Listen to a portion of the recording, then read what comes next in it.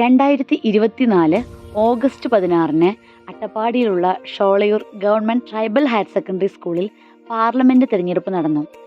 ജനാധിപത്യ മൂല്യങ്ങൾ പരിപോഷിപ്പിക്കുന്നതിനും തീരുമാനമെടുക്കൽ പ്രക്രിയയിൽ വിദ്യാർത്ഥികളുടെ പങ്കാളിത്തം പ്രോത്സാഹിപ്പിക്കുന്നതിനും ഇത് അത്യന്താപേക്ഷിതമാണ്.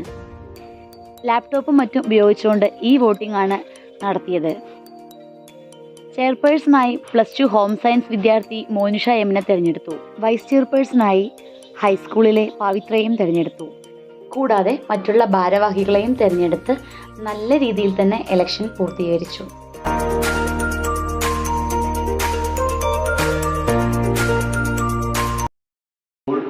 പാർലമെന്റ് ഇലക്ഷനാണ് ഇന്ന് നമ്മുടെ സ്കൂളിൽ കഴിഞ്ഞത്.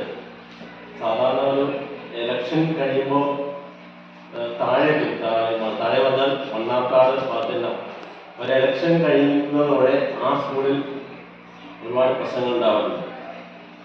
പക്ഷേ അതിൽ നിന്നും തികച്ചും വ്യത്യസ്തമാണ് നമ്മുടെ സ്കൂൾ. അത്തരത്തിലുള്ള യാതൊരു പ്രശ്നങ്ങളും ഇല്ലാതെ വളരെ നല്ല രീതിയിൽ നമുക്ക് പോലീസ് സപ്പോർട്ട് ഉണ്ടായിരുന്നു. അതുപോലെ തന്നെ NSS കുട്ടികളുടെ സപ്പോർട്ട്, അതുപോലെ SPC കുട്ടികളൊക്കെ സപ്പോർട്ട് ഉണ്ടായിക്കൊണ്ട് വളരെ നല്ല രീതിയിൽ ഒരു പ്രശ്നമില്ലാതെ ക്ലാസ്സിലെ അധ്യാപകരുടെ സഹായത്തോടെ വളരെ നല്ല രീതിയിലാണ് നമുക്ക് ഇന്നത്തെ ഇലക്ഷൻ കഴിഞ്ഞത്. അതിന് വിജയികളായിട്ടുള്ള ഓരോ ക്ലാസ്സിൽ നിന്നും വിജയികളായിട്ടുള്ള മക്കളാണ് ഇവിടെ ഇരിക്കുന്നത്. നമ്മുടെ ഓൾറെഡി സാർ സൂചിപ്പിച്ചത് ഏറ്റവും മികച്ച രീതിയിൽ തന്നെ നമ്മുടെ സ്കൂൾ പാർലമെൻറ്റ് നിങ്ങളുടെ കൈകളിലേക്ക് എത്തിച്ചേർന്നു. ഒരുപാട് സങ്കീർണമായ പ്രവർത്തനങ്ങൾ നടക്കുന്ന ഒരു കാര്യമാണ് സ്കൂൾ പാർലമെൻറ്റ് എന്ന് പറയുന്നത്. പക്ഷേ നമ്മളെ സംബന്ധിച്ച് അട്ടപ്പാടി എന്ന് പറയുന്ന ഈ ഗ്രാമഭംഗി അതുപോലെ തന്നെ പ്രവർത്തനത്തെക്കൊണ്ട് നമ്മുടെ സ്കൂൾ പാർലമെൻറ്റ് മനോഹരമാക്കി തീർക്കാൻ നമുക്ക് സാധിച്ചിട്ടുണ്ട്.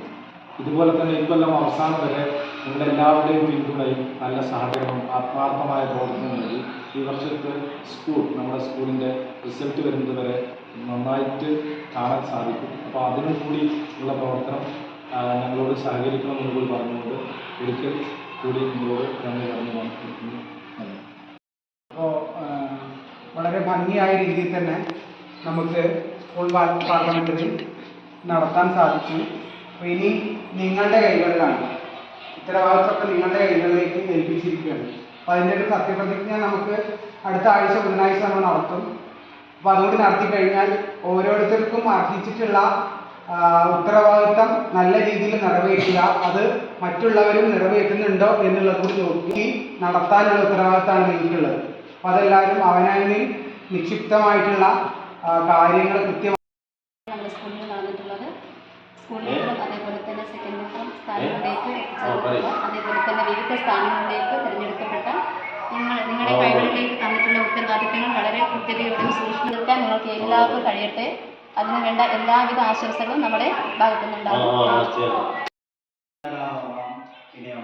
ഇന്ദിരാഗാന്ധിയാവാം, മുർമു ആവാം, നമ്മുടെ ഇന്ത്യയുടെ രാഷ്ട്രപതി മുർമു അവരാവാം, സയൻറ്റിസ്റ്റുകളാവാം, രാഷ്ട്രീയ നേതാക്കന്മാരും ആവാം. അത് ഏതാണ്